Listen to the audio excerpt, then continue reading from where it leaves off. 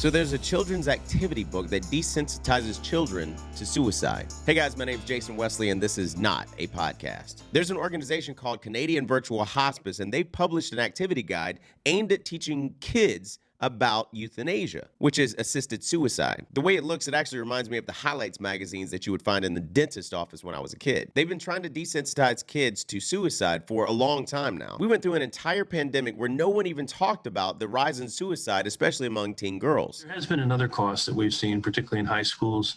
We're seeing, sadly, far greater suicides now than we are deaths from COVID. And now we have the Surgeon General saying there's a mental health crisis among our kids. The risk of suicide attempts among girls now up 51% this year. Black kids nearly twice as likely as white kids to die by suicide. I mean, school closures, lockdowns, cancellation of sports. You couldn't even go on a playground in the DC area without cops shooing the kids off. Tremendous negative impact on kids, and it's been an afterthought. We even had a Canadian-based retailer release an ad glorifying suicide. Last breaths are sacred. When I imagine my final days, I see bubbles. I see the ocean. I see music. Even now, as I seek help to end my life, there is still so much beauty. You just have to be brave enough to see it. Now, the government program in Canada goes by the euphemism MAID, which stands for Medical Assistance in Dying. Now, in this activity book, children are taught how a person is killed through euthanasia. Number one, the first medicine makes the person feel very relaxed and fall asleep. They may yawn or snore or mumble. Okay, first off, they say this is medicine. This is not medicine. Medicine helps in the prevention or treatment of a disease. What they're administering is poison. Anyways, number two, the second medicine is called a coma. A coma looks like sleep, but is much deeper than regular sleep. The person will not wake up or be bothered by noise or touch. The third medicine makes the person's lungs stop breathing, and then their heart stops beating. Because of the coma, the person does not notice this happening, and it does not hurt. When their heart and lungs stop working, their body dies. It will not start working again. This often happens in just a few minutes, but sometimes, rarely, it can take hours. This is a part of a much bigger agenda, though. But let me get this straight. So we have to transition children so they don't go through the wrong puberty. To give a medicine to block the progression of puberty, so you don't go through the wrong puberty. Because if they go through the wrong puberty, they might commit suicide because the suicide rate among transgender people is around 50%. But we also want to help children become desensitized to suicide so the government can help them commit suicide. We don't want you to do it. We want to help you do it. And in Iceland, they just decided that if we abort a baby before it's born, then we can eradicate Down syndrome. In Iceland, Down syndrome is on the verge of being eradicated, and it's due in large part to the widespread use of genetic testing. But those screenings are raising some serious ethical questions. And that's because since the test began in the early 2000s, 100% of pregnant women whose prenatal screenings have come back positive for Down syndrome have decided to end their pregnancies. Researchers are also seeing similar trends across Europe as well.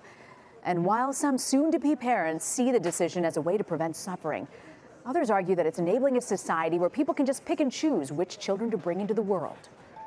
We have basically eradicated almost Down syndrome from our society. That is hardly ever a child born with Down syndrome. Ég ætla að sjá bara Down syndrome, ekki mig sjálf. So for the people that made it past being aborted, if you want to check out, go ahead. And if you want to have a child but don't want it to have Down syndrome, just abort it and keep trying. This doesn't sound like population control at all. Now, how is that any different than devaluing the life of a boy or girl? Can you imagine a husband going to his wife saying, I want a boy? So he gets her pregnant, she realizes that she's having a girl, then he pressures her to get an abortion because it's not a boy, and they make it easier for parents to just keep trying until they get what they want. I mean, that's not selfish or godless at all. CBS News. With the rise of prenatal screening tests across Europe and the United States, the number of babies born with Down syndrome has significantly decreased, but few countries have come as close to eradicating Down syndrome births as Iceland. Since prenatal screenings were introduced in Iceland in the early 2000s, the vast majority of women, close to 100%, who receive a positive test for Down syndrome terminated their pregnancy. So check this out. They get a test that their child has Down syndrome, and that's okay. But in America, if they make it a law that a woman has to see an ultrasound prior to making her decision to get an abortion, everybody gets mad and up in arms. The downfalls of the House sonogram bill, forcing a woman to make a choice she might not otherwise to keep her baby. This is an informed consent bill. The bill would make a doctor detail what's on the sonogram and give the woman the chance to view it and hear its heartbeat.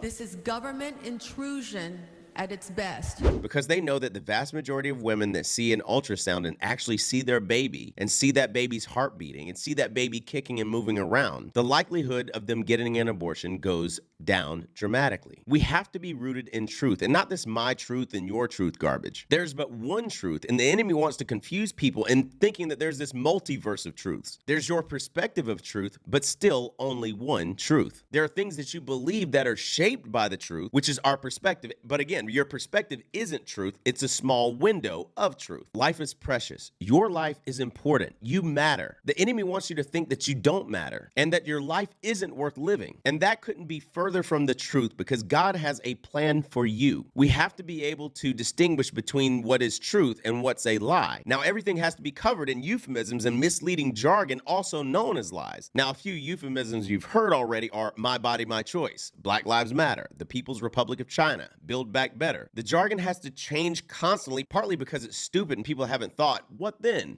And partly because it's a power play to control your mind. I just discussed in my recent episode of Not a Podcast the list of banned words from Stanford, and among them was preferred pronoun. Remember when we were forced to say someone's preferred pronoun because of gender fluidity? Apparently you can still be gender fluid, but it's not your preferred pronoun anymore. It's just your pronoun, because the word preferred suggests that non-binary gender identity is a choice and a preference. Now, this was something that was recently changed because everyone used to say sexual preference until Democrat Senator Mazie Hirono of Hawaii said it was offensive and that the only people that said it are anti-LGBTQ, even though she left off the IA+. Not once, but twice, you use the term sexual preference to describe those in the LGBTQ community.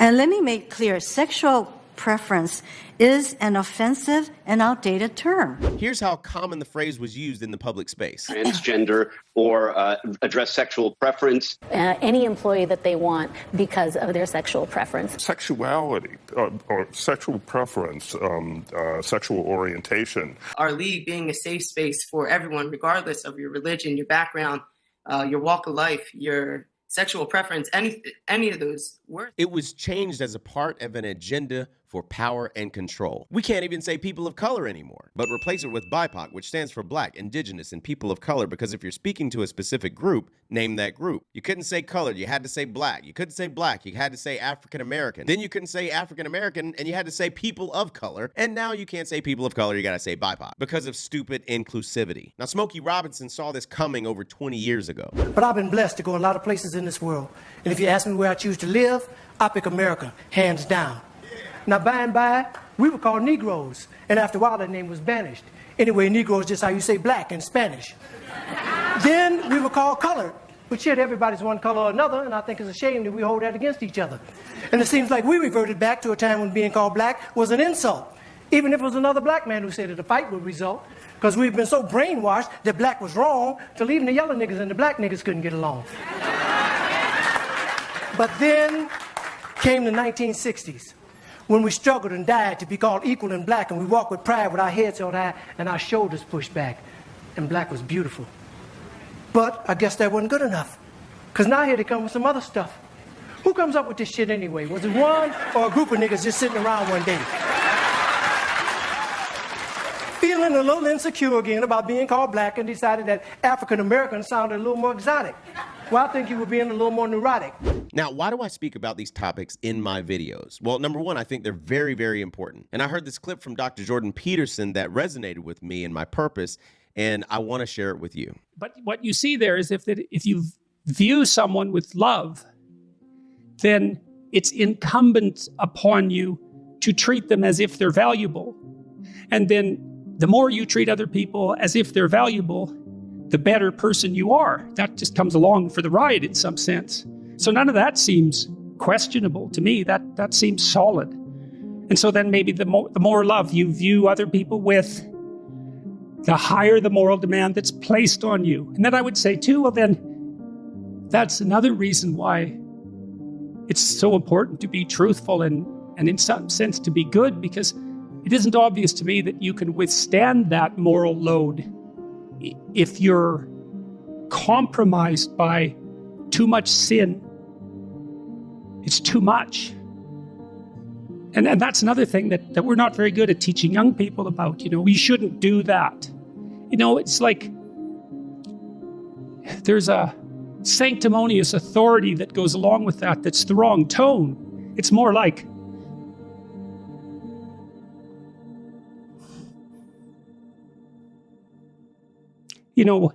I don't know how you lay it out properly, but you tell people that you love how to avoid the road to hell. And you don't do that because you're shaking your finger at them or because you're a moral authority. You do it because you don't want them to burn. And I think there's too much of the moral authority still in the church and not enough of the love that helps people avoid the fire. I am yours, and you